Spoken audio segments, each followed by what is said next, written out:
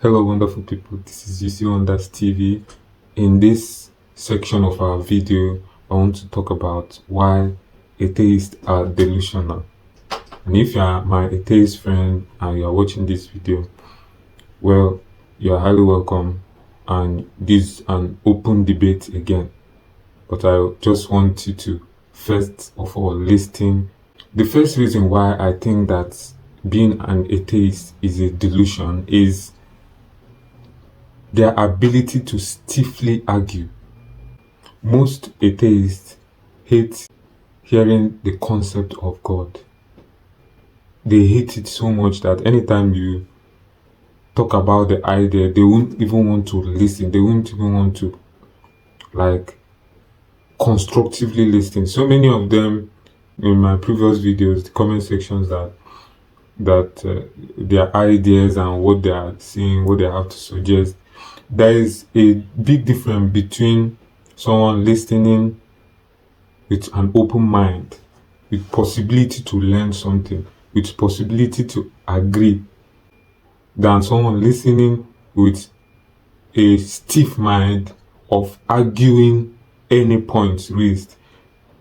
That means anyone that comes with the mindset of attack, disagreement, because people listening to you from their comment, whether they can be able to get anything at all, whether you can sit down and talk with them. Many of them, you can't even talk with them, you can't negotiate with them, because they are not listening to you for the sake of understanding or assimilating. They are listening to you to attack that your opinion, to counter it in a very shallow level, because the concept of God is deeper than just shallow argument.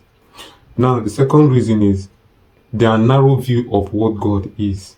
Many of these atheists have very narrow view of what God means. Anytime they hear the name of God, they think of a big bearded man sitting in the cloud, having bolts of thunder all around him, like what ancient Greek mythology made them to feel that God is, or because of the delusional way they have read the scripture or read the Bible. For instance, if I watch a video of an atheist saying that he doesn't believe in God, I will begin to wonder, what does this guy think God is? What is the meaning of God to this person? And if you're an atheist, you're watching this video, before you start criticizing this particular video I made now, I want you to go to the comment section. Tell us what you think God means, the meaning of God, what God means. Because as I continue with this video, I will talk exclusively on what God means and why God is beyond, is greater than being proved. God is evidence himself. God cannot be proven because God is proof by itself. God is proof by itself. So the narrow way they view God now led to this third reason why they are delusional. Their request for God to prove whether he exists or not. Each time you go over to our comment section, you hear them say that one of them was saying that aliens have proven themselves to exist by showing up in the cloud with their flying vessel. Why can't God come and show up himself as something that is existing, or whether or not it's existing as an entity? My question now is, I want to know what you call God. That is the first question I'm asking every atheist. And then the second one is, how do you want to be proven that God exists? How can someone prove it to you? That is the challenge now. I'm challenging all the whole atheists that are watching me now to tell me how I can prove what will happen. Because proof is all about when something happens. When something happens, you will believe there is something you are looking out for.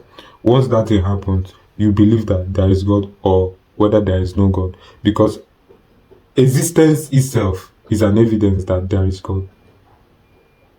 So the fourth reason why atheists are delusional is their blaming of religion, or the blame in God as a source of problem of the world.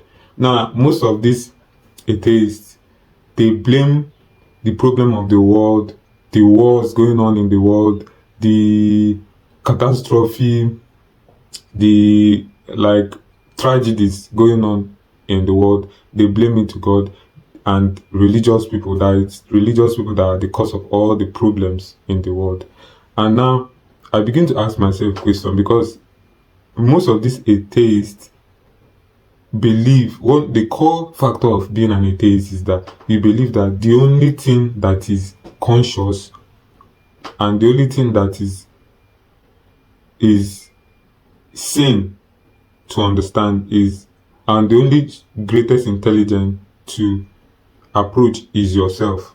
That outside you there is nothing like intelligence. There's nothing like higher intelligence, because anytime we want to talk about God, we are talking about higher intelligence, something that is beyond our intelligence, that is beyond our frame of consciousness.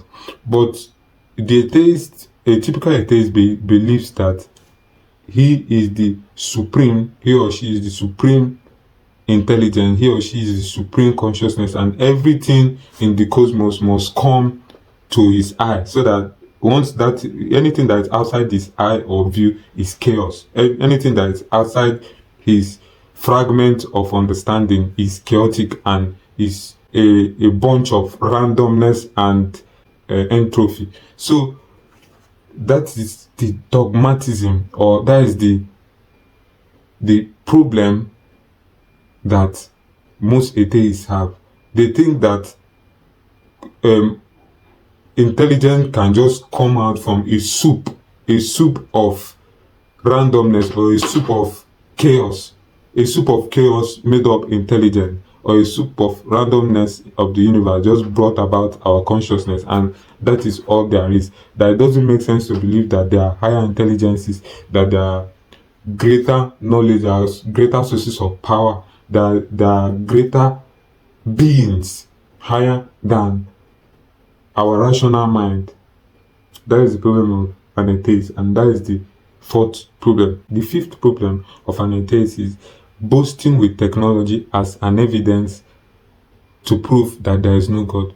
Whenever you see an atheist, he always tells you that if there is God, how can he prove our science? They always bring up science and technology, that science have gone so far, science have been able to do a lot of exploit. AI is now something that is in vogue, and electricity and different top technology is, as technology evolves, it will annihilate the fact of higher being, it will annihilate the fact of higher consciousness, and it will destroy it, it will make it go into extinction. But they fail to understand that there have been civilizations, there have been series of civilizations even before this our age. There have been so many things, and there are so many other things greater than ordinary.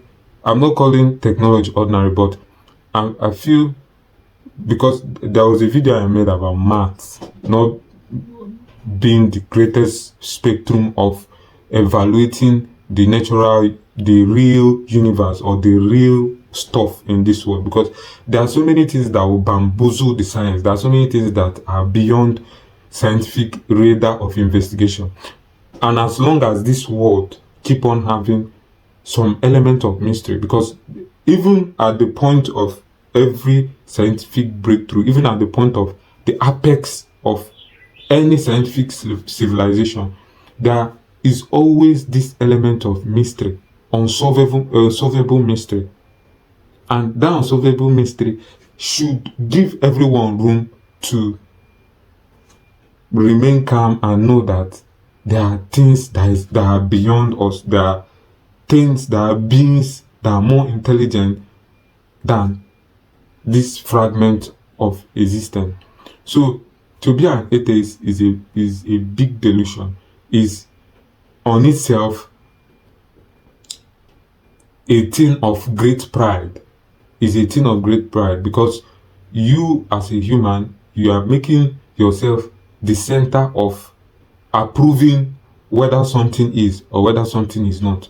You are standing on your own delusion, you are standing on your own frame of consciousness, what is the frame of consciousness we have? Is it not the five sense organs? What if there are things beyond five sense organs, yet is still interacting with this physical universe, but we don't have what it takes to get to know about it, except from our subconscious, from the source in our soul that is often yearning or crying out that there is God, there is a being that is working all these things out, that is more intelligent and more superior than our species. So if you're an atheist, feel free to, I know that so many of you are going to attack this video, but as you're attacking it, let me know also what you think, what your mind is thinking God is, what you think God is. Then, because you have to know what you are thinking something is before you start saying whether that thing exists or whether that thing does not exist. And you also have to know what something is before you start saying that that thing must prove itself to you. So that's what I want to happen in the comment section. But there is still room for criticism. You can come up with your own criticism also in the comment section. Thank you very much for watching. And then for those of us that are theists, that believe in God, also write what you think God is in the comment section, because that will lead me to make the next big video talking about what God is. So that we'll start by defining what God is before we can start talking about whether he should prove himself, or whether whether God can be proven or whether God cannot be proven.